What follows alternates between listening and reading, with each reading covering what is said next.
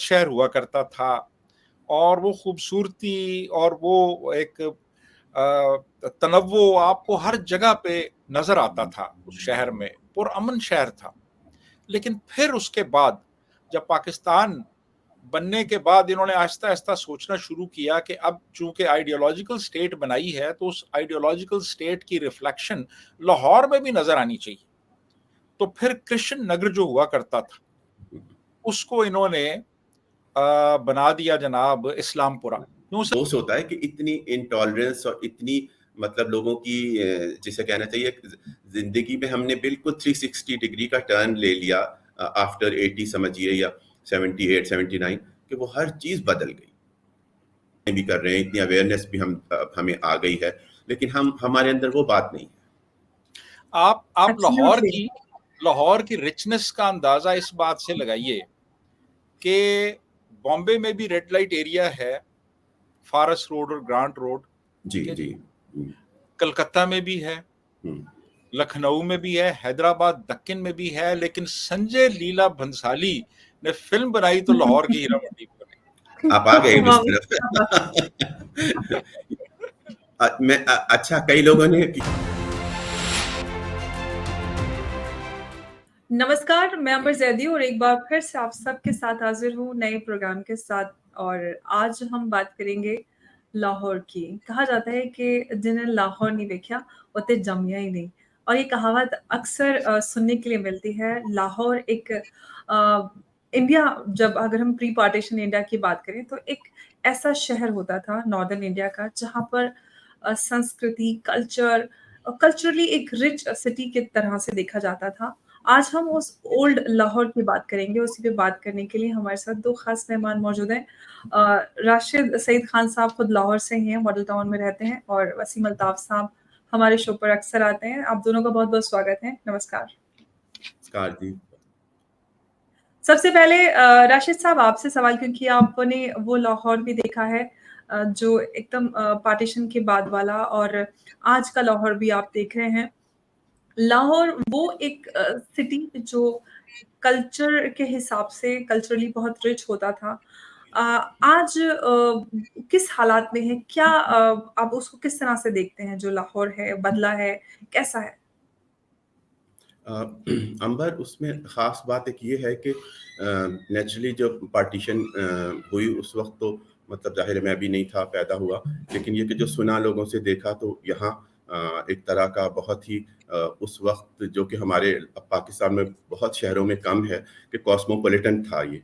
यहाँ पारसी भी थे, यहाँ सिख भी थे, यहाँ हिंदू भी, मुसलमान भी, बहुत से लोग थे, और उसका बहुत हर चीज़ पे असर था।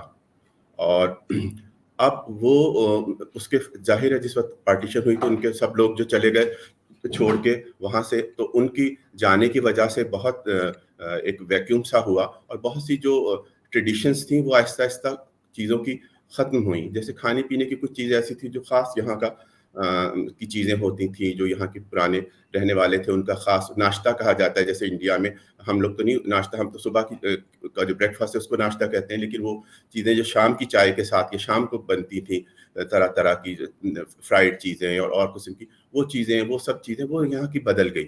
तो उसके बाद की ज़ाहिर है कुछ ना कुछ असर रहा। वो चीज़ें जो लोग यहाँ पर थे आए पार्टीशन के बाद या पार्टीशन से पहले, यहाँ जो शहर में रहते थे, वॉल्ड सिटी का जो कल्चर था और उसके आसपास जो ज़रा बाद में लोगों ने, जैसे मॉडल टाउन जहाँ मैं रहता हूँ, ये उन्होंने अपने समझिए उस ज़माने का एक यूनिक जिसे कहना एक बस्ती बनाई थी। फार्म हाउसेस भी उसको नहीं कह सकते, लेकिन वो अजीब व गरीब सा है जो कहीं मैंने दुनिया में देखा नहीं। तो वो सब चीज़ें जो थी वो अपनी जगह पे, और वो एक जो ठहराव था लाहौर में, और एक आपस में एक हम आहंगी थी हर चीज़ की, वो फिर आहिस्ता आहिस्ता ख़त्म हुई।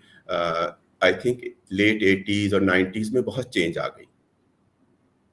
जी, वसीम साहब, आप भी क्योंकि पाकिस्तान से और लाहौर आपका जाना आना और रहना हुआ है, जो बदलाव की बात राशिद साहब ने की, क्योंकि लाहौर एक पावर सेंटर कहें कल्चर के हिसाब से, कल्चरली रिच रहा है, उसमें बदलाव आपने देखा है।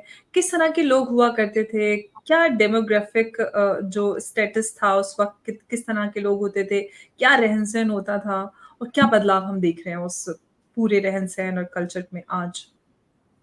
देखिए जी, अभी राशिद भाई ने बात की मॉडल टाउन की, तो ये खुद भी वहीं मॉडल टाउन में रहते हैं।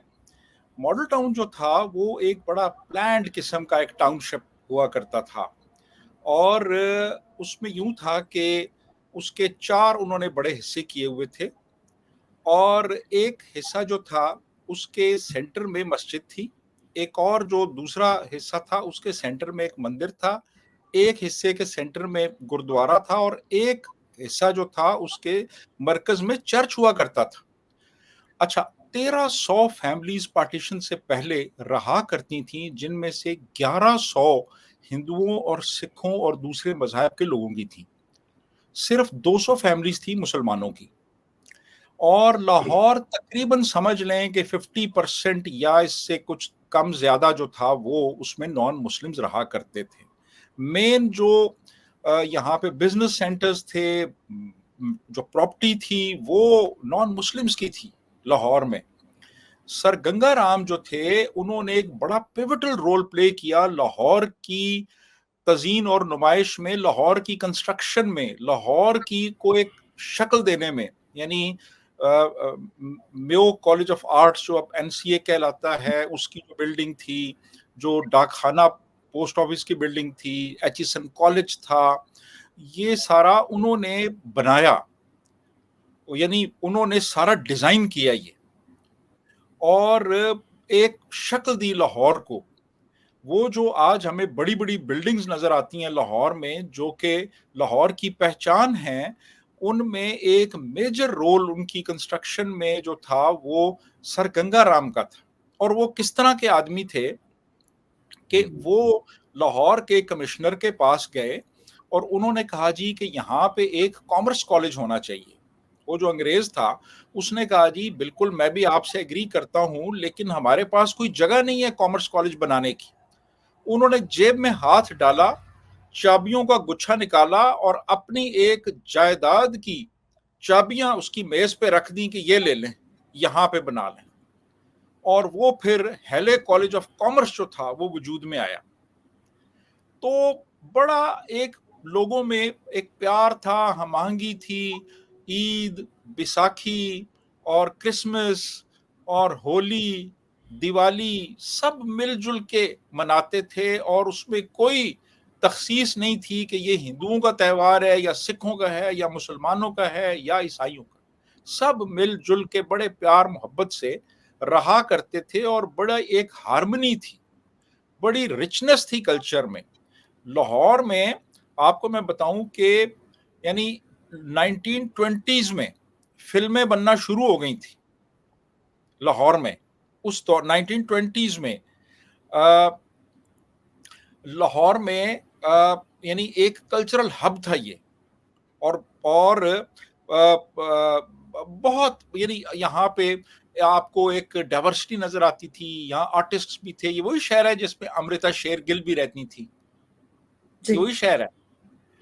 और बेशुमार यहाँ पे साहिर लुधियानवी यहाँ पे रहा करते थे, ओम प्रकाश थे, श्याम सुंदर जो म्यूजिक डायरेक्टर हैं, सुरैया थी यहाँ पे, देवानंद थे शहर में।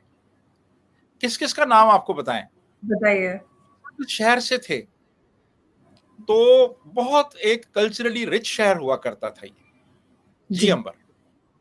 जी, बिल्कुल वसीम साहब ने जो बताया राशिद साहब के लाहौर में क्या-क्या था और आज क्या-क्या है, ये एक बड़ा डिफ़रेंस हमें बड़ा नज़र आता है इन कुछ सालों के बीच। बहुत ज़्यादा कोई नहीं है, 78 ही साल हुए हैं। इतना कुछ बदल गया।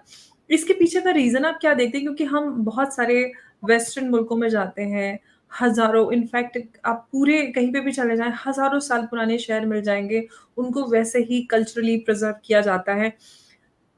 लाहौर को इतना क्यों बदला गया? कैसे बदल गया लाहौर?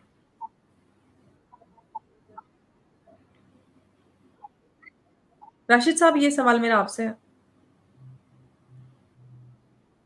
जी अंबर, मेरे ख्याल में जो कल्चरली हम बात करते हैं और वैसे जहाँ तक हिस्टोरिकल बिल्डिंग्स या इसका जो हेरिटेज है, उस सब में ये हुआ कि ज़्यादातर उन लोगों ने आके उन लोगों को अलॉट हुई प्रॉपर्टीज़ जिनको उसकी कदर नहीं थी। और उन्होंने कभी भी उसको उस हालत में रिस्टोर करने की या रिपेयर करने की कोशिश नहीं की। और ये किसी ने भी नहीं देखा, मतलब गवर्नमेंट लेवल पे होना चाहिए था, ज़ाहिर इंडिविजुअली तो किसी को नहीं होता। मतलब मॉडल टाउन के जो घर थे वो भी उस ज़माने में कौड़ियों के मोल लोगों को मिले, और उसकी जो कोई कीमत थी इवन अपने नाम पे रजिस्टर करवाने में वो भी बहुत मामूली थी। बड़े-बड़े घर, बहुत-बहुत मतलब आप समझिए, अगर आप उनको 1000 गज़ों में अगर या फीट में करें तो वो थाउज़ेंड्स ऑफ यार्ड्स में प्लॉट थे। हमारे यहाँ कनाल कहा जाता है, या एकड़्स होते हैं आगे। तो वो बड़े-बड़े घर थे, या अंदरून शहर में इतनी इंट्रिकेट काम वाली हवेलियाँ थी ऐसी, सिवाय जो 2 लोग 4 लोग पुराने वहीं के रहने वाले थे, भाटी या अंदरून के यहाँ की फैमिलीज़, उन्होंने अपने उनको थोड़ा बहुत किया। वो भी बाद में लोगों को इस बात की अवेयरनेस आई कि ये अंदर जो है गली मोहल्ले में, अदरवाइज़ जितने वहाँ के लोग भी थे, जो अंदरून शहर के थे, उन्होंने बाहर निकल के कि जी हम भी ज़रा जो पॉश लोकेलिटीज़ मुज़ाफ़ात में जो आउटस्कर्ट्स में नई बन रही हैं, उनमें अपने घर बना लें, और पलट के उन्होंने अपने जो ख़ानदानी वो घर थे, उनकी तरफ नहीं देखा। ये बहुत बाद में हुआ है, और जो उसकी रेस्टोरेशन वग़ैरह भी हुई है, और रिसेंटली भी जो कुछ हुआ है, वो बहुत सुपरफिशियल है कि जी बस पेंट कर दिया, ऊपर फ्लड लाइट्स लगा दी, लाइट्स में कहीं फूड स्ट्रीट्स बना दी। मैं तो उसके हक़ में ही नहीं हूँ कि इन्होंने एक से लेके दूसरी, दूसरी से लेके तीसरी हर जगह फूड स्ट्रीट्स बना दी, और वो जगह जहाँ आम लोग कुछ घर थे, वहाँ हज़ारों लोगों ने आना-जाना शुरू कर दिया। तो वो बिल्कुल भी उस बिल्डिंग का किसी ने कोई, जैसे होता है ना कि रूल्स बना दिए जाएँ हर मुल्क में जैसे होता है। इंग्लैंड में आप देखें कि अगर आपने अपनी डबल ग्लेज़िंग भी करनी है खिड़कियों की, तो आपको परमिशन लेनी पड़ती है। अगर आपने एक वॉशरूम बनाना है अपने एटिक में, तो वो नहीं इजाज़त देते किसी सूरत भी। बल्कि कई दफ़ा तो मैंने देखा कि लोगों को अपने घर में पेंटिंग्स लगाना, वो कीलें ठोकना भी हों, तो वो उनको जो अपना मालिक मकान होता है उससे इजाज़त लेनी पड़ती है, वो इस तरह नहीं होता। तो यहाँ तो लोगों ने क्या किया कि वो जो इतने बड़े-बड़े दरीचे थे, इतने बड़े-बड़े झरोके थे लकड़ी के, उनमें सीमेंट करके और उनको बंद कर दिया, किसी ने कुछ कर दिया। और ये सबसे ज़्यादा जैसे बता रहे हैं वसीम भाई कि मॉडल टाउन में ये सारी जो प्लेसेस ऑफ वर्शिप थी, हर एक रिलीजन की या हर मतलब फ़िरके की बनी हुई थी अपनी-अपनी जगह, सबके लिए उन्होंने गुंजाइश रखी थी। तो उनमें भी यही हुआ कि इतनी स्ट्रेंज एक बात होती है कि वो लोग अपना घर बना लेते हैं, उसको कुछ भी और बनाएँ, लेकिन ये किसी को रेज़िडेंशियल नहीं देना चाहिए, किसी की इबादतगाह को, कि घर बनाएँ और उसको जैसे मर्ज़ी उसमें अल्टरेशन करें। तो अभी भी मैं एक जगह गया था देखने, तो उन घर वालों ने मुझे उसको देखने भी नहीं दिया, क्योंकि ज़ाहिर उनकी प्राइवेसी थी, उनका घर था, वो रहते थे। तो ये सबसे बड़ी बात हुई। और इवन जो रीसेंट चीज़ें हैं, जो जैसे मतलब हिस्टोरिकल बिल्डिंग्स ना भी हों, बहुत हज़ारों या सैकड़ों साल पुरानी, तो इवन जो बात की चीज़ें भी हैं, जो लैंडमार्क्स हैं, जैसे माल रोड की बिल्डिंग्स हैं, सिनेमास थे, स्टूडियोज़ थे, उनका कोई नामो-निशान होना चाहिए। मैं एक बनाना चाहता था डॉक्यूमेंट्री कि वाइन शॉप्स ऑफ लाहौर। तो ये पारसीज़ की थी, माल रोड पे भी थी, इनकी बेब्सी सिद्वा वगैरह की फैमिली की थी, और यहाँ कैंटोनमेंट में थी, गिनी-चुनी थी, बट वो बड़ी हिस्टोरिकल थी, या मतलब उनकी एक पहचान थी उन जगहों की। तो उनका कहीं वो एक जो नाम की तख्ती थी वो भी नहीं रही, और वो लोग भी अब नहीं रहे कि जिनसे मैं मालूमात करूँ। तो ये बहुत दुःख की बात है। जी। वसीम साहब, राशिद साहब ने जो बातें कही कि वहाँ पे वाइन शॉप्स थी, फूड स्ट्रीट, एंटरटेनमेंट, आपने एंटरटेनमेंट इंडस्ट्री के बड़े स्टार्स का नाम लिया जो कि वहाँ से आते हैं, देवानंद साहब, ओम प्रकाश, अमृता शेरगिल, ये ऐसे नाम हैं जिनको आप कहीं पे भी नाम लें तो एकदम लोगों के चेहरे पे मुस्कान आ जाती है। आज उस लाहौर को देखें तो उसकी तस्वीर बदल चुकी है, जैसा कि राशिद साहब ने बताया। लेकिन अगर हम पीछे चले जाएँ, किस तरह का सोर्स ऑफ एंटरटेनमेंट हुआ करता था? कैसे लोग रहते-सहते थे? वाइन शॉप्स होती थी वहाँ पे, सिनेमा, क्या होता था? किस तरह से लोग बाहर सैर-ओ-तफरीह के लिए जाया करते थे? क्या होता था? किस तरह का माहौल था उस वक़्त में? अच्छा जी, ये लाहौर जो था ना, ये एक कल्चरल हब था, यानी पूरे नॉर्दर्न इंडिया में। यहाँ हुँ। पे फ़िल्म स्टूडियोज़ होते थे। अ, एक एक एक पंचोली साहब थे, उनका एक स्टूडियो था। इसी तरह फिर ए.आर. कारदार थे, उनका रावी रोड पे स्टूडियो था। और एक रूप किशोरी साहब थे, उनका एक फ़िल्म स्टूडियो था यहाँ पे, और फ़िल्में बना करती थीं यहाँ पे, थिएटर हुआ करता था यहाँ पे।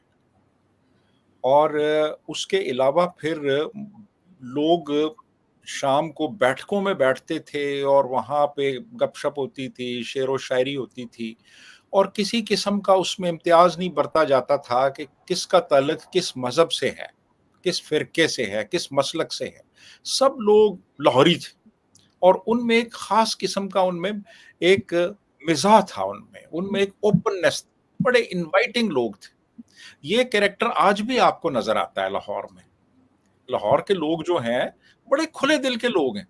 अगर आप नॉर्दर्न पंजाब में आए ना, ये पिंडी वाली साइड पे आप आएँ या आप साउथ की तरफ जाएँ, तो वो चीज़ आपको नहीं मिलेगी जो सेंट्रल पंजाब में है और सेंट्रल पंजाब कन्वर्ज करता है लाहौर पे।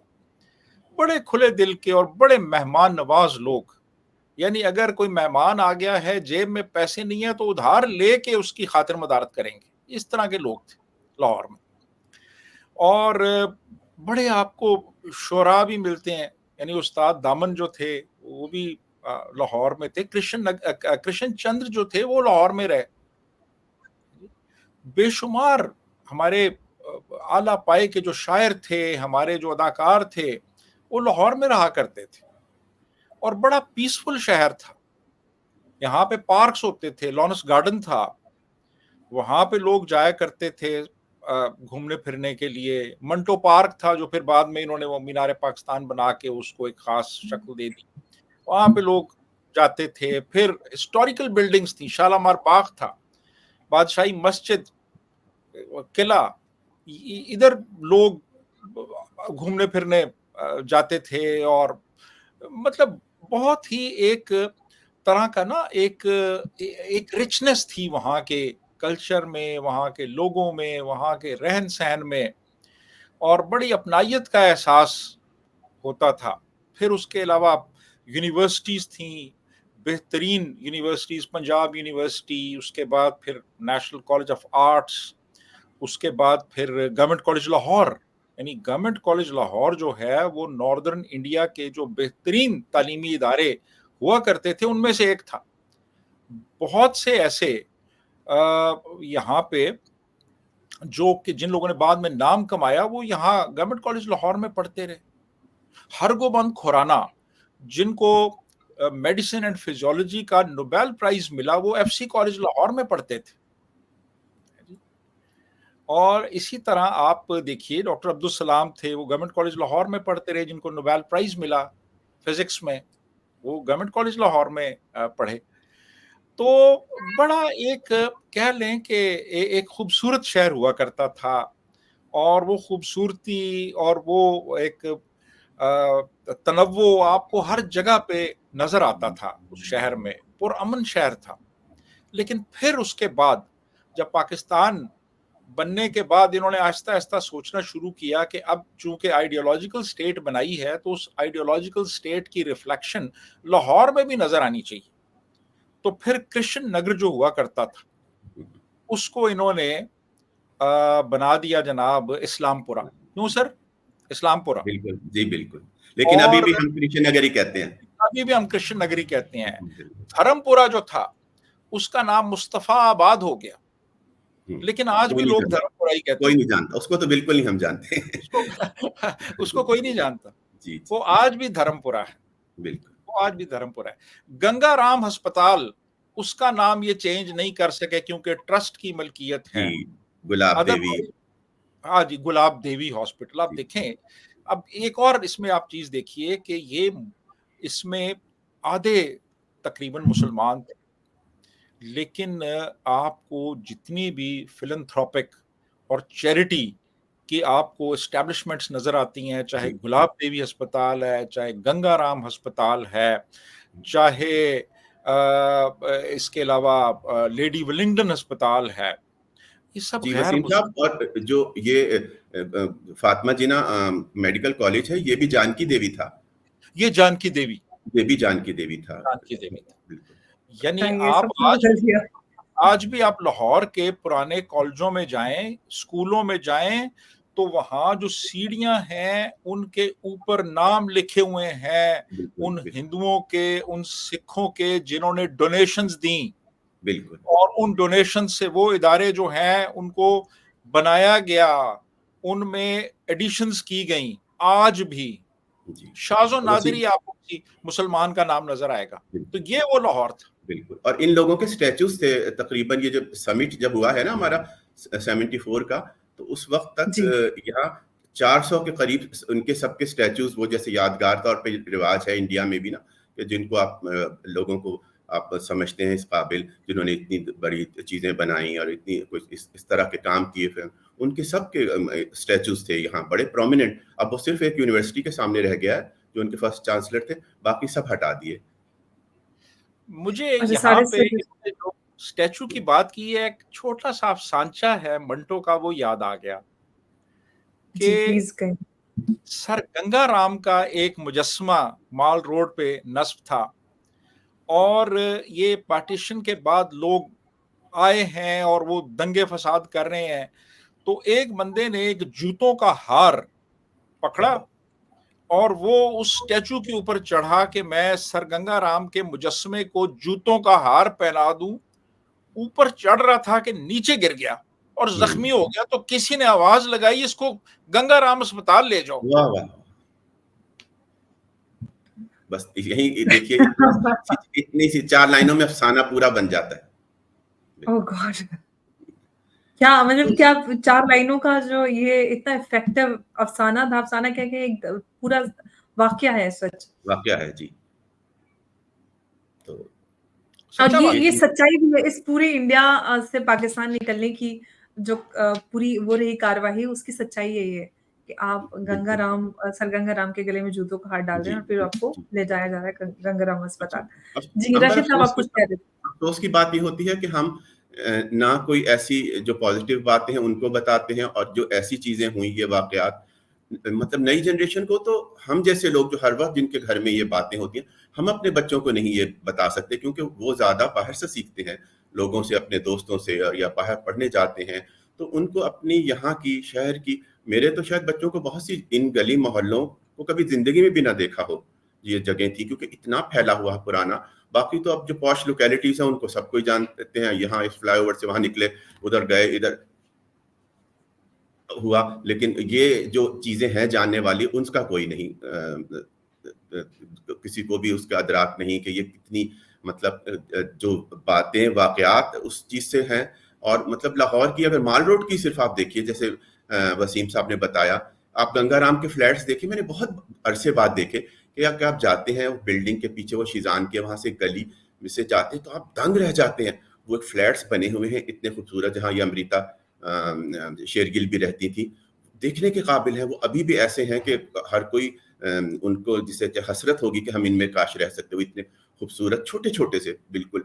और वो फ्लैट्स उन्होंने उस वक़्त बना दिए, और हर चीज़ इतनी खूबसूरत, और आर्किटेक्चर इतना हसीन है कि हम मतलब अब कोशिश भी करें तो कोई ऐसा मॉल, कोई ऐसा शॉपिंग सेंटर, या कोई ऐसी सड़क हम नहीं बना सकते। तो ये इसको आप प्रिज़र्व। ये जो आपने जिन फ्लैट्स की बात की, ये कब के बने हुए हैं? कितने पुराने हैं ये? जी। जिन आपने कहा बहुत खूबसूरत फ्लैट्स बने हुए, जिन फ्लैट्स की आपने ज़िक्र किया, वो प्री ये कब पार्टीशन के है, बने? मेरे ख्याल में 30s में बने होंगे, या 40 में बन गए होंगे, 1940 में। लेकिन अभी भी उनमें लोग पुराने रह रहे हैं, जो शायद शुरू से ही रह रहे थे, या उसमें जी। बहुत एंग्लो इंडियंस भी थे। एक तो एंग्लो इंडियंस बहुत होते थे लाहौर में। इन सब एक अच्छा। विक्टोरिया पार्क जगह है माल रोड पे, इंडस होटल के पीछे, फिरोज की यहाँ बिल्डिंग थी, और यहाँ तो उसके पीछे वो भी हैरानकुन जगह है, कि इस कदर बड़े-बड़े घर उनके, और वो जो यूरेशियन गर्ल्स थी, कि वो मतलब आम, आप जो फॉरेनर किसी समझते हैं कि बड़े किसी मुल्क के लोग हसीन होते होंगे, कोई मतलब लेबनीज़ और ये सीरियन, और या कोई वेस्टर्न, उनसे भी ज़्यादा हसीन थी फैमिलीज़, और इतनी मतलब कल्चर्ड, इतनी उनका पहनना-ओढ़ना, और वो एक्सेप्टेबल थे। और हर जगह, मतलब इवन मॉडल टाउन में शाम को लड़कियाँ अपने कुत्तों को वॉक करा रही हैं, स्कर्ट्स पहन के फिर रही हैं, साइकिलों पे फिर रही हैं, यहाँ से साइकिलों पे कॉलेज, स्कूल जा रही हैं, मतलब सेंट मेरीज़ और कैथीड्रल और सेक्रेड हार्ट, और कितने कॉन्वेंट्स थे बेशुमार। यहाँ मॉडल टाउन का अपना न्यू स्कूल था, वो भी सब इसी तरह मिशनरीज़ ने बनाए, ऐसी-ऐसी चीज़ें की, या खुद लोगों ने अपने तौर पे। वो चीज़ें जो थी, वो एकदम से मतलब 90s में आके ख़त्म हो गई। तो अब जो ये जनरेशन है 20, 25, 30 साल की, उन्हें तो हम बताएँ तो वो समझते हैं कि पता नहीं, या तो ये ऐसे ही कोई एग्ज़ैजरेट कर रहे हैं, या पता नहीं कि ये कौन-सी मतलब हमें फेयरी टेल्स सुना रहे हैं। तो वो एक एक चीज का था। और अब कितना कुछ भी हो जाए, रोज एक नया रेस्टोरेंट, एक नया मॉल खुल रहा है, इतनी बड़ी, लेकिन जो वो ओल्ड चार्म था उन चीजों का, जो माल रोड के बुक शॉप्स थे उनमें जाना जी। और जो हमें एक्साइटमेंट होती थी उन चीजों में जाने की और करने की, वो अब नहीं है। जी, Bookshops बिल्कुल तो आपने नहीं होगी। जी जी, बिल्कुल आपने सही कहा। और जी जी आपने जैसे बताया कि लड़कियां साइकिल से स्कूल कॉलेज जाया करती थी। आज तो पाकिस्तान में कोई लड़की बुर्का पहन के भी स्कूटी, बाइक या कार नहीं नहीं, चलाती है तो उसको धोबी की तरह हम देखते हैं। जैसे हम जैसे लोग भी रुक के देखते हैं एक दफा हैरत से, अगर कोई चला रही होती है, या अप्रिशिएट करते हैं, या कुछ लोग कंडेम भी करते हो, बट मेरा तो खैर बहुत दिल खुश होता है, लेकिन बहुत रेयर है। और यकीन कीजिए हमारे यहाँ सबसे एक अजीब बात वो है कि अब पैदल चलती तो कोई खातून नजर नहीं आती। लोगों के लिए एक बहुत ही अजूबा होता है कि अगर आपको करीब अभी कुछ दिन पहले हमारे नेबरहुड में एक किसी की फिलिपिनो मेड जा रही थी, she was wearing a jeans and blouse, तो हर गाड़ी रुक रुक के देख रही थी कि ये क्या चीज है। इस तरह का माहौल हो गया। इसका बहुत अफसोस होता है कि इतनी इंटॉलरेंस और इतनी मतलब लोगों की जिसे कहना चाहिए जिंदगी में हमने बिल्कुल 360 डिग्री का टर्न ले लिया आफ्टर 80 समझिए, या 78 79, कि वो हर चीज बदल गई। बिल्कुल सब कुछ बदल गया। आज वो लाहौर, अब लाहौर का नाम क्यों नहीं बदला, ये बताइए। सब कुछ बदल दिया। वो शायद उनको अभी अंदाजा नहीं है कि ये इतना नहीं है, उनकी आइडियोलॉजी के साथ जा रहा है इसका, तो शायद नहीं, इसका भी बदल। बट लाहौर का नाम तो भगवान राम के बेटे जी के जी नाम पे जी है, तो नाम जी, यहाँ यही क्यों नहीं? जो सबसे पहले तो नाम ही बदलना चाहिए था ना, फिर उस बेस पे। तो आप क्या कहते वो हैं वसीम साहब? नाम जी इन्होंने कुछ बदले हैं, जैसे अब वो लायलपुर जो होता था उसका फैसलाबाद इन्होंने कर दिया है, कैम्बलपुर जो होता था उसका अटक कर दिया है, मिंटगुमरी का नाम इन्होंने साहिवाल कर दिया है। जी। तो आहिस्ता आहिस्ता आ रहे हैं उस तरफ ये। हाँ नहीं, लाहौर का नहीं बदलेंगे, लाहौर का हाँ, बदलने में बहुत नुकसान होगा उनका। नुकसान ये होगा। असल बिल्कुल। में बात लाहौर ये का है ना क्यों नहीं कि बदला जाएगा, इसके पीछे की क्या लाहौर वजह है? पाकिस्तान का उसको दिल भी कहते हैं, दिल, और बिल्कुल लाहौर का नाम जो है ना वो लोगों के दिलों पे लिखा हुआ है। लिखा हुआ है, बिल्कुल। तो तो मतलब लाहौर का नाम दिल बदलना में आज भी आसान है, लाहौरी नहीं बदलने देंगे। भगवान राम नहीं है। बदल, हम नहीं तो बदलने मतलब देंगे, हम नहीं तो बदलने मतलब देंगे। यही है इसका, इन शॉर्ट, के दिल में आज भी भगवान राम बसते हैं पाकिस्तान की।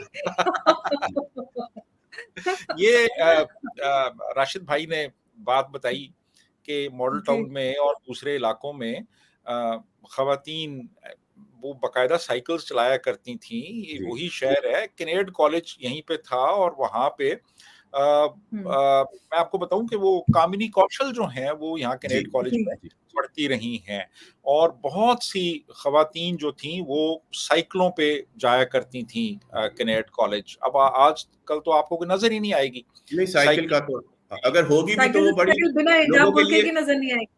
हाँ नहीं, और वो साइकिल पे जाना भी उनके लिए पूरा अजूबा बन जाएगा, नॉर्मल नहीं उसको कोई लेगा। अगर कोई चली भी जाए मजबूरन, तो वो उसको कुछ नहीं, इतना नहीं नॉर्मल नहीं होगा, लेगा। नॉर्मल इनफैक्ट नहीं अब लेंगे। तारिक फतेह साहब, तारिक अंकल बताया करते थे कि किस तरह से वो जब यूनिवर्सिटी में होते थे, उनकी इनफैक्ट पिक्चर्स भी शेयर करते थे। सब एकदम मॉडर्न अटायर में यूनिवर्सिटी में लड़के लड़कियां आराम से रहते जी थे। बिल्कुल आज वो बिल्कुल। यूनिवर्सिटी कॉलेजेस फिर तो वो हिजाब दौर आ बुर्के गया। और दाढ़ी कुछ। जी, एक तो यूनिवर्सिटी, पंजाब यूनिवर्सिटी माल पे जो पुराना था इनका, उसके बाद जब ये न्यू कैंपस बना है, शहर से बाहर आया, उसके बीच में ये मेन जो लाहौर को डिवाइड करती है कनाल थी, तो उसमें बोटिंग कर रहे होते थे लड़के लड़कियां, और उतने वो जो होता है वीपिंग विलोज के वो दरख्त पानी में गिरे हुए, और वो सारा होता था। लेकिन बाद में फिर वो जो यहाँ पे तुलबा की यूनियंस बनी और जो उन्होंने किया, तो वो तो बस कोई आपस में बस उनका तो होता था कि बहन भाई ही कहना है एक दूसरे को, और किसी से बात नहीं करनी, किसी को नहीं। तो वो एक दफा मैं, हमारा एक शूट हो रहा था ड्रामे का, सायरा काजमी उसकी डायरेक्टर थी, तो कश्ती में मेरा सीन था, तो वो आ गए वहाँ जमात वाले, तो उन्होंने काफी तंग किया। और सायरा बानो, वो सायरा काजमी बहुत दबंग खातून थी, उन्होंने उनकी ठुकाई कर दी और वो उनको जाना पड़ा, और वो हो गया। अदरवाइज मतलब उन्होंने ऐसी एक अपनी तरफ से एक ऐसा कल्चर अलहदा से बना दिया, एक घुटन वाला, कि बस और मुझे हैरानी होती है कि ये यंगस्टर्स सब कुछ अपनी जिंदगी में तो कर रहे होते हैं, उनका भी दिल चाहता है बहुत कुछ करने को, लेकिन वो दूसरों पे जो होता है ना, कि अगर एक मॉब की तरह दूसरों पे जो हमला करते हैं, उससे बहुत तो वो फिर हर एक की जिसे कहना चाहिए आपके बैक ऑफ योर माइंड, आपके सबकॉन्शियस में बस जाता है, और इसलिए फिर आप एहतियात करना शुरू कर देते हैं, और आहिस्ता आहिस्ता फिर वही वे ऑफ लाइफ बन जाता है। आप कहेंगे अच्छा ठीक है, मैंने जाना है अपनी ग्रोसरी करने, तो बेहतर है कि अच्छा अगर मैंने ये कुछ ऐसे स्लीवलेस पहना है तो मैं पूरे बाजू पहन लूँ, और अगर मैंने पूरे बाजू पहने तो मैं चादर ले लूँ, और चादर वाला माहौल नहीं है तो फिर मैं पूरा हिजाब ले लूँ। तो ये अब इतनी मुझे होती है, और मैं हालांकि मैं किसी के खिलाफ नहीं हूँ, बल्कि ये हो, लेकिन मुझे कई दफ़ा ये होता था कि जब मेरे पास इंटरव्यू के लिए आती थी कोई इंटर्नीज या वो, तो मैं थोड़ा सा उसमें जिसे कहना चाहिए मेरे अंदर प्रेजुडिस आ जाता था कि नहीं, ये जब खुद अपने सर से हाथों से लेकर मुंह तक आपने किया हुआ है, तो आप काम कैसे करेंगी मेरे साथ? मतलब आउटडोर्स में जाना है, करना है, इस चीज़ में तो आपको, तो हमें तो आपका ख्याल करना पड़ेगा इंस्टेड कि आप हमारी हेल्प करो। तो ये रुकावट तो है, लोग कहते हैं नहीं होता, लेकिन कुछ ना कुछ फ़र्क पड़ता है जितनी इन्होंने ये चीज़ें कर दी। एब्सोल्युटली, एब्सोल्युटली आपने जो कहा, मैं I agree with that. Wasim साहब, आप कुछ कहना चाहते हैं लाहौर से जुड़ी इस बात पे, जो नाम को लेकर?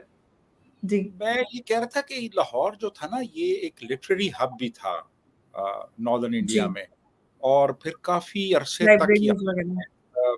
जितने हमारे इंटेलेक्चुअल्स थे, राइटर्स थे, पोएट्स थे, वो उनकी इकट्ठे यहाँ पे बैठा करते थे मुख्तलिफ रेस्टोरेंट्स में, और महफ़िलें हुआ करती थीं, मुशायरे हुआ करते थे, और यानी पूरे इंडिया से यहाँ पे जो लिटरेरी फिगर्स हैं, राइटर्स, पोएट्स, वो आया करते थे।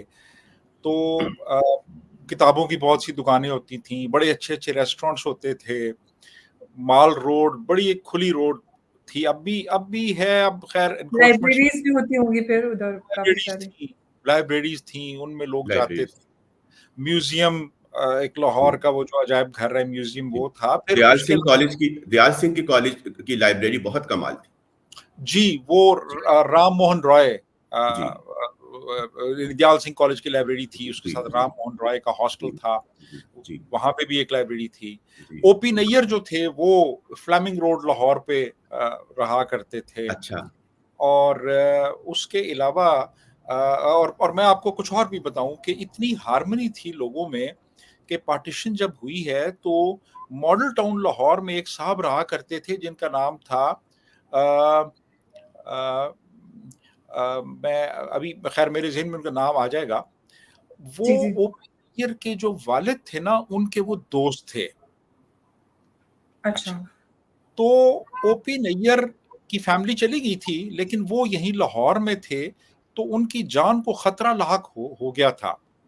अच्छा। तो इन साहब ने, ये जो मॉडल टाउन में रहते थे, उन्होंने ओपी नैयर को अपने घर में पनाह दी, और उसके बाद फिर उन्होंने इनको बॉर्डर क्रॉस हाँ, करवाया। कराएँ। क्रॉस किया है। हाँ, कि वो उनकी जान बच जाए। और इसी तरह एक वीएस सेठी एक फिजिक्स के प्रोफेसर थे, एक मेरी फेसबुक फ्रेंड है अर्चना, उनके फादर थे, फिजिक्स पढ़ाते थे। तो उनके दोस्त थे, वो भी फिजिक्स के प्रोफेसर थे, मुसलमान थे वो। उन्होंने उनको अपने घर में रखा और फिर बाहिफाजत उन्होंने उनको बॉर्डर क्रॉस कराया। ये जो गामा पहलवान था, गामा पहलवान के मोहल्ले में बहुत से हिंदू और सिख फैमिलीज रहती थीं। गामा पहलवान को कभी किसी ने रोते हुए नहीं देखा। अब हुआ ये कि इसके मोहल्ले में गामा पहलवान जो था, मोनी रोड के पास वो उसका घर था, उसके मोहल्ले जी। में बहुत हिंदू और सिख रहा करते थे, तो आखिर में हालात काफ़ी ख़राब हो गए थे। तो वो फिर इन लोगों को लेके अपनी हिफाज़त में ये बॉर्डर तक गया, हिंदुओं और सिखों को, उन फैमिलीज़ को। तो जब वो बॉर्डर पास कर रहे थे, तो उस वक़्त ही ब्रोक डाउन, और उसने ज़ारो कतार रोना शुरू कर दिया। यानी एक पहलवान, हुँ। यानी जिनमें आमतौर पे हम समझते हैं कोई जज़्बात नहीं हुँ, होते, हुँ, हुँ। और वो ज़ारो कतार रो रहा है, वो जब जा रहे थे। तो ये लोगों का आपस में मुझे लग रहा है इतना वसीम साहब भी इमोशनल हो रहे हैं इस वक़्त। है जी, यानी आप इतना भी गहरा इमोशनल हो गए? लोगों का जी, आपस में। ये जो पार्टिंग होती है ना, अगर टेम्परेरी भी हो अंबर, तो बहुत तकलीफ़देह होती है। मुझे हमेशा रेलवे स्टेशंस पे और उन पे जो हुआ करता था, जी। लेकिन जो इस तरह का परमानेंटली जो जहाँ पे आपको पता ना हो कि कहीं आपने जाके फिर पता नहीं कभी मिलना भी है कि नहीं करना, तो वो वहाँ तो फिर बहुत ही आपको तकलीफ दे लगता है। जी। उनका नाम था जी काजी सनाउल्लाह। काजी जी, जी, अच्छा। सनाउल्लाह जो थे, जी, जी, काजी सनाउल्लाह ओपी नैयर के वालिद साहब के दोस्त थे और उन्होंने अपने घर में ओपी नैयर को पनाह दी थी और उन्होंने फिर बॉर्डर क्रॉस करवाया था। अच्छा। तो ये और कहानी थी। और मॉडल टाउन में तो जी बहुत उस जैसे आप कह रहे हैं ना कि लोगों का मतलब हम हफीज जालंधरी साहब के घर में रहते थे, वहाँ भी हर तरफ इसी तरह का माहौल था, कभी कोई आ रहा है, कभी कौन आ रहा है। अब्बा से मिलने भी नासिर काज़मी आ रहे होते थे, अब्दुल्ला हुसैन आ रहे होते थे, फिर फैज साहब भी पीछे ज़रा सा हट के, फैज साहब का घर था 56 जी में। और जो मतलब ये जो इनकी बेटियां थी जिसमें रहती थी साथ, दूसरा उनका भी करीबी था। और मुनीर न्याजी थे, बहुत से लिखने वाले राइटर्स और शायर जितने भी थे। और उनका आना, प्रोफेसर मुनव्वर, प्रोफेसर नज़ीर जो थे गवर्नमेंट कॉलेज के प्रिंसिपल थे, उनका आना जाना हमारे यहाँ होता था। तो इन लोगों की महफिलों में बैठना करना, उस वक्त तो शायद हमें इतनी कदर भी नहीं थी जितनी करनी चाहिए थी। कि उस ज़माने में तो ना ये फ़ोन थे कि फ़ौरन किसी के साथ तस्वीर खींच लो या कुछ हो। बहुत होता था तो ऑटोग्राफ ले लिए जाते थे, और कैमरा नहीं होता था कि रील पड़ी हो और हर जगह आप कैमरा ही क्लिक कर लें। तो वो बहुत यादगार कई चीज़ें हैं, मुझे इस वक्त बहुत शायद ना आए याद, लेकिन इतनी हैं जो मॉडल टाउन में ही, क्योंकि हम जब आए हैं और मैं फिर स्कूल से कॉलेज में आया हूँ, तो इतने तरह तरह के लोग थे जो कि अब चले गए छोड़ के, जो अब इन बड़े बड़े घरों को मेंटेन नहीं कर सकते। उन्होंने मतलब फैमिलीज में बट गए घर, डिवाइड हो गई प्रॉपर्टी। तो लेकिन वो कमाल तरह के लोग थे। फिर ये अल्ताफ फातिमा की जो किताब थी दस्तक ना दो, तो उसकी वजह से उनसे मिलना हुआ। और यहाँ कई दफ़ा मतलब इंडिया से भी कुर्रतुल ऐन हैदर आती थी, तो उनसे मिलना होता था। यहीं पे मॉल टाउन में कभी किसी के घर आ रही हैं, तो ये यहाँ बहुत ये माहौल था कि हर कोई एक दूसरे को जानता था। कहीं से आप सड़क पे पूछ लें, और अपनी बस भी चलती थी मॉल टाउन की, और अगर वहाँ पे किसी ने रोज़ वहाँ पे मिलते हैं, पता होता था कि इस वक्त उन्हें जाना है, कहते थे यहाँ से कहीं जाते थे ना तो शहर जा रहे हैं हम, वो माल रोड पे या किसी तरफ जाना होता, तो ये मतलब इसको मॉल टाउन को बिल्कुल एक अलहदा बस्ती तस्वुर करके। तो वो जब नहीं होता था तो लोग जाके उसके घर पूछते थे कि भैया आप नहीं कल बस स्टॉप पे नजर आए या किसी जगह, तो वो एक दूसरे को पूछा जाता था। और तकरीबन हर कोई एक दूसरे को जानता था। इवन पार्टीशन के बाद भी जो बड़ी और स्टेट्स थी आपकी, पटौदी फैमिली के या और जितनी भी यहाँ पे आसपास के पंजाब के ऐसी थी जागीरें और स्टेट्स थी, वहाँ बहुत से लोग आए और उन्होंने भी उस कल्चर को और एनरिच किया यहाँ आके। तो वो वही बात जैसे कहा कि मुशायरे ये सब चीज़ें अब तो बिल्कुल भी नहीं, मुशायरे की शक्ल ही बदल गई। मेरे ख्याल में इंडिया में ज़्यादा मुशायरे होते हैं, हमारे यहाँ मुशायरा वो वैसा मुशायरा रहा ही नहीं, सुनने वाले ही नहीं। शायर तो हों शायद बेहतर, लेकिन सुनने वाला कोई नहीं। राशिद भाई, ये फैसलाबाद में एक हिंदू बिजनेसमैन थे जिनकी कोई बहुत बड़ी इंडस्ट्री थी और वो फिर माइग्रेट करके इंडिया गए। वो तो अ, लायलपुर वो कॉटन मिल्स, वो तो पूरी एक दुनिया थी। वो तो जी, जी, वो लायलपुर कॉटन मतलब मिल्स, तो वो दुनिया की या वहाँ पे समझिए एशिया की सबसे बड़ी कॉटन मिल्स थी, जो कि जी, जी। अब तक रही। और हाँ, तो वो सर वो मुशायरा करवाया करते थे जिसमें जी, पूरे इंडिया से शोरा आते थे। वो फिर माइग्रेट करके इंडिया चले गए। वो प्रोबेबली इस वक्त हरियाणा में, अब मुझे शहर का नाम नहीं, वो वहां पे उसी तरह का वो जो फैमिली है ना, वो अच्छा, मुशायरा करवाती है जी। जिसमें पूरे लाला इंडिया से। लाला जी, भरत नाम उनका लाला एग्जैक्टली वही भरत राम जी, उनका जी, जी, नाम था। बाबा जी, भगत राम, जी, जी, और जी, जी। ये कमाल की एक थी, दुनिया थी। मतलब वो मिल, उसके अंदर हर तरह के क्वार्टर्स थे, आम लोगों के लिए रहने के लिए, फिर छोटे छोटे घर थे, और फिर बड़ी बड़ी जो थे ना बंगले थे जिनकी खूबसूरत हैजेस थी, और वो अफसानवी जैसे होते थे ना। आप किताबों में, नॉवेल्स में कुर्रतुल ऐन हैदर पढ़ते हैं, चाय के बाग और ऐसी किताबों में, वो वाला माहौल था उसका। और उसमें उनका एक इतना खूबसूरत स्टेज था, और वहाँ वो खुद उनके यहाँ साल में 2 दफ़ा ड्रामा होता था। और उस ड्रामे में जो सेट्स थे, वो आप लीडो और मौलेगूश के वो जो फ्रांस में हैं वो वाले सेट्स भूल जाएं कि जब गालिब हो रहा है मिर्ज़ा गालिब, तो उसमें उनके बाकायदा वो समंदर का, दरिया का, जमुना का पूरा दिखा रहे हैं, मौजें हो रही हैं, फव्वारे चलते हुए बहादुर शाह जफर का, और उसमें डांस और म्यूजिक और क्लासिकल डांसेस और चीज़ें। मतलब अब तो कोई किसी को बताओ तो वो समझेंगे कि ये पता नहीं क्या पागल है, कोई जो ऐसी बात कर रहे हैं, कहाँ मतलब राशिद फैसलाबाद साहब और ये सब कुछ अब मौजूद नहीं है वहाँ पे, जिस फैक्ट्री की आपने नहीं, बात की। वो इतना गजब की एक जगह थी, वो मिल, उसकी बिल्डिंग, अब तो आप सोचिए फैक्ट्रियों की वो शक्ल हो ही नहीं सकती ना, इतनी इंट्रिकेट, उसके अंदर कार्विंग, उसके अंदर जैसे स्टको वर्क होता है और सारा वो सब चीजें, और वो मतलब एक पूरा शहर था, उसके अंदर स्कूल, कॉलेजेस, हर चीज थी दुनिया की उसमें उन्होंने बनाई हुई। सोचिए जिसने ड्रामा तक किया, और जितने भी इंडिया के बड़े कव्वाल थे वहां से जो हिजरत करके आए, माइग्रेट करके, वो भी वहीं रहते थे, और बाकी भी जो हुए फिर फैसलाबाद में, उसी से वो इतनी ज्यादा एक ये इनकी बुनियाद बनी अच्छे कव्वालों की और उसकी, क्योंकि वहां पेट्रनेज भी थी ना। तो और जो सालाना उनका मेला होता था एक एग्जीबिशन की तरह, तो मैंने तो वो कभी इल्यूमिनेशन देखी नहीं आज के दौर में, जबकि कितनी साइंस तरक्की कर गई और एक से एक चीज आ गई है करने के लिए आपको, मतलब इवेंट मैनेजमेंट की, उसकी जो वहाँ चीजें होती थी उस जमाने में, जो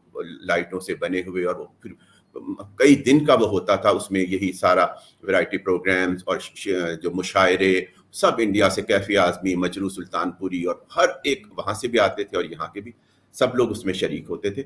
एक अजीब, और ये जो चीज थी ना कि लोगों का एक साथ मिलके बैठ के देखना किसी चीज को, किसी मुशायरे को, किसी सर्कस को, किसी बहुत बड़े कॉन्सर्ट को, जबकि ये फैसिलिटीज नहीं थी ना, इतनी हीटिंग कूलिंग के इंतजाम होते थे, गर्मियां है तो गर्मी, सर्दी तो सर्दी, टेंटों में और मार्कीज में, लेकिन लोगों को ये तरीका आता था, गरीब अमीर सब इकट्ठे बैठ जाते थे।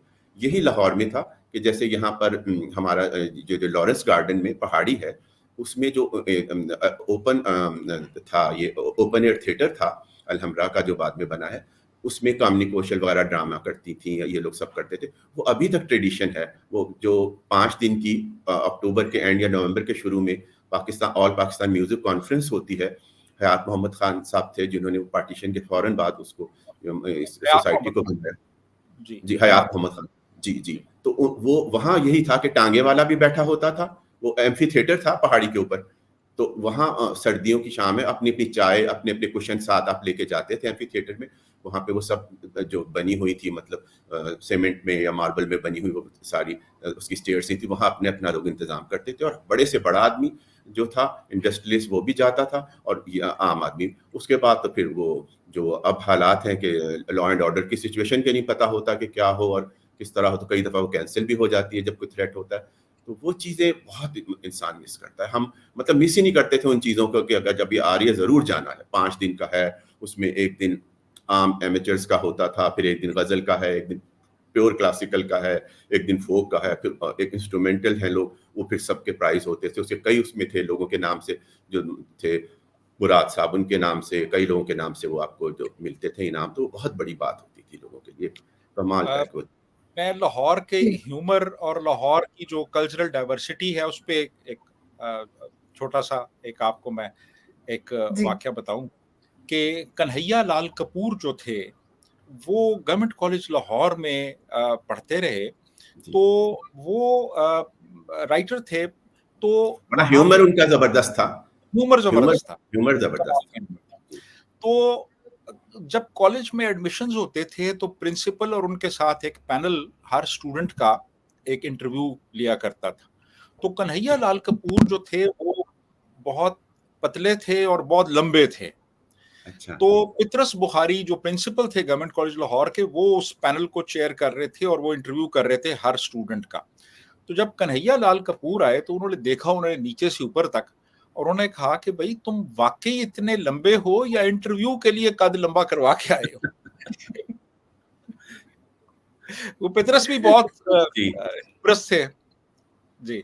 तो इस तरह अब ये से देखिए ना, ये ऐसे अब उस्ताद भी नहीं रहे किसी भी शोबे में, तालीम में तो होते ही होना ही चाहिए कि जैसे जैसे थे। अब तो ये हमें पता ही नहीं होता कौन आया किस कॉलेज में, कौन चला गया। अब कितने अरसे तक मीरा फैलबूस कनेट कॉलेज की रही, वो पहचान थी, मतलब कई दफ़ा उनकी एक्सटेंशन हुई। फिर वहाँ पे पेरिन कूपर थी, मैंने उनके साथ काम किया, जो ड्रामेटिक्स की भी थी, उनके साथ बाहर भी, मतलब कॉलेज में भी और उसके बाद भी किया।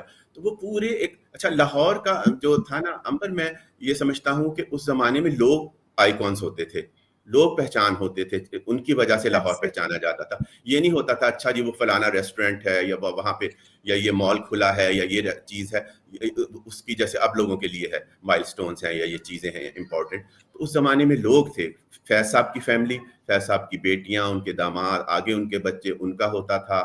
हफीज़ जालंधरी साहब हैं, इधर नासिर काज़मी हैं, उधर मुनीर न्याजी हैं। फिर अगर फिल्म का लिया जाए तो बड़े बड़े नाम WZ अहमद थे, शौकत हुसैन रिजवी और अनवर कमाल पाशा जो हकीम अहमद शुजा के बेटे थे, वो इतने बड़े बड़े नाम।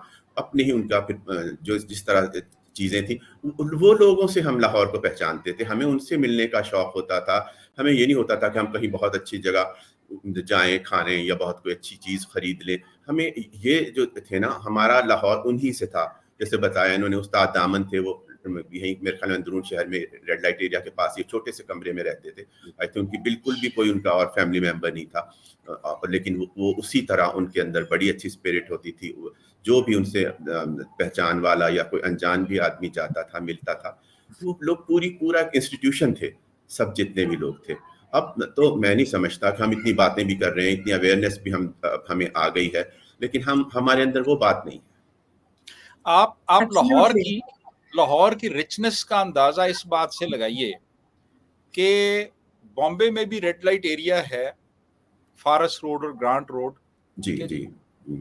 कलकत्ता में भी है, लखनऊ में भी है, हैदराबाद दक्कन में भी है, लेकिन संजय लीला भंसाली ने फिल्म बनाई तो लाहौर की हीरा मंडी में बनी। आप आ गए इस वाह, तरफ।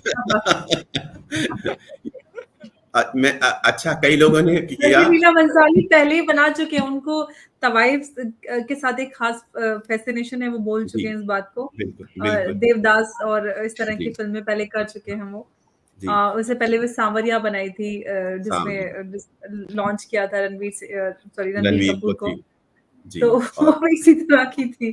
तो हाँ उनका एक बिल्कुल, बस है। लेकिन देवदास और इसमें तो उन्होंने कमाल कर दिया। देवदास में किसी ने उनको नहीं क्रिटिसाइज किया, जबकि उन्होंने वो पूरी झील बना दी उसके कोठे के आगे और सब कुछ किया दिखा, और एक एक चीज बड़ी थी खास तौर पे उनकी। सबसे जो कमाल की बात वो ये है कि वो जब कॉस्ट्यूम्स के लिए फैब्रिक भी वो बनवाते हैं, उन्होंने सारी फिल्म में मर्दों औरतों को ढाका की मलमल पहनाई, उसमें ही उन्होंने जी। हैवी भी किया, उसी में उन्होंने कारचोबी काम भी किया, उसी में उन्होंने सफेद कुर्ता पजामा भी बनाया, लेकिन वो सारा वो जो था उसमें किया। तो अच्छा, तवाइफ से अब शायद जनरेशन को इतना नहीं है, लेकिन हमारी जनरेशन जो पिछले 100 साल की समझ लीजिए पीढ़ियों पे आप पीछे जाते हैं, तो वो फिल्म जब से शुरू हुई तो उसमें जो जितना ग्लैमराइज या जितना पॉपुलर होता था, अगर किसी तवाइफ वाली फिल्म में 2-3 गाने मुजरे अच्छे हो जाते थे तो वो श्योर हिट होती थी, फिल्म में एक रिचनेस आ जाती थी। और इसमें मेरे ख्याल में जो कमाल किया सबसे ज़्यादा, वो कमाल अमरोही साहब ने किया। उन्होंने ऐसा मुजरा किया, खासतौर पे उनकी जो महल फिल्म है उसमें जो है ये रात फिर ना आएगी जवानी बीत जाएगी, उसमें एक पुरस्रारियत, एक सहर है कि वो जी इंतज़ार करवा रहे हैं जो जिन गाने वाली है, जो हैं नाचने वाली डांसर्स हैं, जो कोर्टिजन हैं, और वो साहब बैठे हुए, फिर वो आती है नौकरानी, फिर कहती है जी अभी बस आती हैं, अब वो आ रही हैं, वो अब आने वाली हैं, वो आहिस्ता-आहिस्ता आती हैं, फिर वो जब आती हैं और बैठती हैं अपने नज़ाकत के साथ, तो वो सब चीज़ें लोग कैसे भी हों, चाहे बहुत अक्खड़ हों, किसी तरह, उसको हर किसी को फैसिनेशन है। पाकीज़ा और उमराव जान एक लैंडमार्क बन गए हैं। हमारी वो बोल फिल्म में वो कहती है, ईमान अली जो तवाइफ होती है हीरा मंडी की, तवाइफ होने का फ़ायदा तभी है कि या तो वो उमराव जान जैसी हो या वो पाकीज़ा की साहब जान जैसी हो, नहीं तो क्या फ़ायदा तवाइफ बनने का। यूं है अंबर, मैं राशिद भाई जो है ना, he is an encyclopedia on film, ठीक है। एब्सोल्युटली, मैं इनके साथ हीरा मंडी पे प्रोग्राम कर चुकी हूँ। हम इनके साथ जो है ना, हम इनके साथ एक पूरी सीरीज करेंगे, Pakistani the evolution of Pakistani film, ठीक है, एक पूरा इनके बिल्कुल, साथ, ठीक है जी। तो वो बिल्कुल। और नेक्स्ट जी, करेंगे इनके बिल्कुल, साथ। आगे हम अगले प्रोग्राम में उस पे भी बात करेंगे, लेकिन आज लाहौर पे बात शुरू की थी और इतनी सारी बातें हैं, इतनी सारी बातें, मुझे लगता है कि हम अगर अभी इस पे बात करते रहें तो शायद शाम तक बात कर सकते हैं। लेकिन जी, बिल्कुल। जो लाहौर के बारे में जानने के लिए मिला, और हम सब सुनते आए हैं हमेशा कि लाहौर क्या हुआ करता था, एक कल्चरली रिच शहर आज पूरी तरह से बदल चुका है। और शायद इसको एक अफ़सोस के तौर पर ही हम ले सकते हैं, क्योंकि वो शहर जहाँ पर इतना कुछ था, कल्चर, हिस्ट्री, आर्किटेक्ट और टैलेंटेड लोग, चाहे शायर की बात करें, राइटर की बात करें, एक्टर की बात करें, स्टूडियोज़, सब कुछ वहाँ पर था, लेकिन आज सब कुछ बदल चुका है। और बस मुझे अब इस बात का अफ़सोस हो रहा है, वसीम साहब तो आज काफ़ी इमोशनल भी हो गए, आज बिल्कुल एकदम रो ही गए इस सब को देख के। मुझे लगता है कि हम भारत-पाकिस्तान के बँटवारे को लेकर जब भी बात करें, तो ये एक ऐसा चैप्टर है कि वो रुला ही देता है। जी। और आज भी लोग इस पे बात करके गमगीन हो जाते हैं, और जो आप इमोशंस आपके निकल कर आप इमोशनल हुए, वो जस्टिफाइड था। मैं समझ सकती हूँ इस बात को। आप दोनों का बहुत-बहुत शुक्रिया, राशिद साहब आपका, वसीम साहब आपका। आप लोगों ने बहुत खुलकर बहुत सारी अच्छी-अच्छी बातें हमें बताई, जो शायद हम में से किसी, जो हमारी जनरेशन है, उनको तो नहीं पता इतनी सारी बातें। आप लोगों ने बताई, इसके लिए आपका बहुत-बहुत शुक्रिया एक बार फिर से।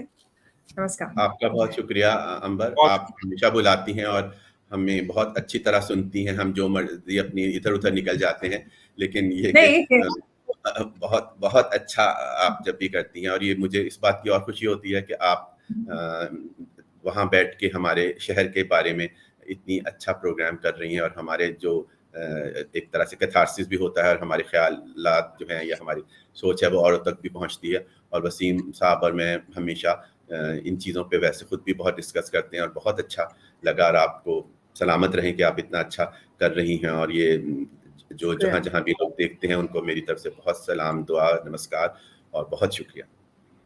शुक्रिया।